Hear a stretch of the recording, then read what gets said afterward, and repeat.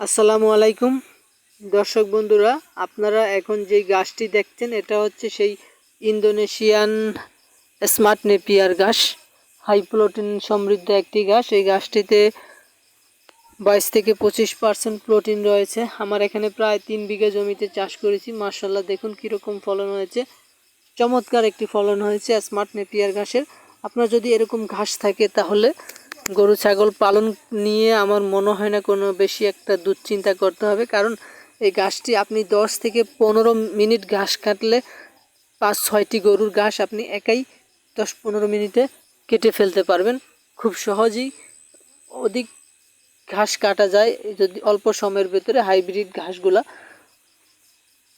এবং আপনার গরু ছাগলের জন্য নিয়ে খাওয়াতে পারবেন। তেমন একটা ঝামেলা নেই ঘাস নিয়ে। পাশাপাশি অল্প কিছু দানাদার দিয়েই আপনি আপনার গরু ছাগল পালন করতে পারবেন। আপনার যদি পর্যাপ্ত পরিমাণ উঁচু জমি থাকে, অধিক পরিমাণ উঁচু জমি থাকে, তাহলে সে জায়গায় ঘাস লাগালে আপনি এক পাশ থেকে, ধরেন আমি এ পাশ থেকে ঘাস কাটতে কাটতে ও পাশে যাইতে যাইতে আমার কিন্তু আবার এ পাশের ঘাসটা হয়ে যাবে। তো এরকমভাবে আপনার সারা বছরের চাহিদাটা আপনার জমি থাকলে এই কাঁচা ঘাস দিয়ে আপনি মেটাতে পারেন।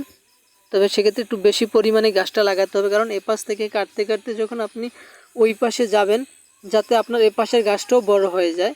তো বেশি জমি থাকলে আপনার কাঁচা ঘাস নিয়ে মনে হয় না আমার কোনো আপনার টেনশন করতে হবে। আবার কাঁচা ঘাস থাকলে আপনি গরু ছাগলের দানাদার কম দিয়েও লালন পালন করতে পারবেন।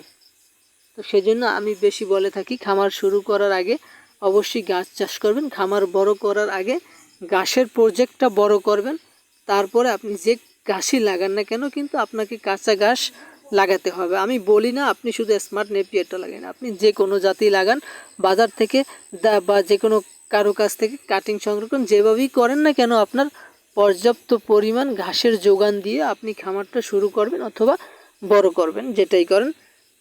তো সেজন্য ঘাসের কোনো বিকল্প নাই। গবাদি পশুর প্রধান খাদ্য হচ্ছে ঘাস। সেই ঘাস আপনাকে পর্যাপ্ত পরিমাণ যোগান দিয়ে তারপরে আপনি